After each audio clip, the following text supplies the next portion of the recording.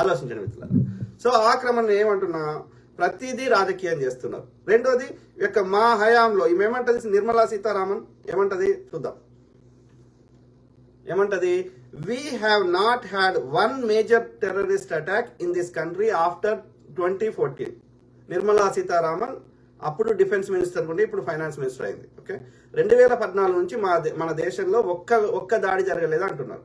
కాంగ్రెస్ హయాంలో కూడా కాంగ్రెస్ చెడ్డ పేరు తేవడానికి, హిందూ ముస్లిం ఇది పిచ్చిలేపడానికి వీళ్ళే చేసిండ్రు. కాకపోతే కాంగ్రెస్ ప్రభుత్వం విచారణ చేసింది, శిక్షలు అందరికీ వేసింది. ముస్లిం క్రిస్టియన్ హిందూ అని తేడా లేకుండా. అది కసబ్ కావచ్చు, లేకపోతే అఫ్జల్ గురు కావచ్చు, ప్రజ్ఞా సింగ్ ఠాకూర్ కావచ్చు.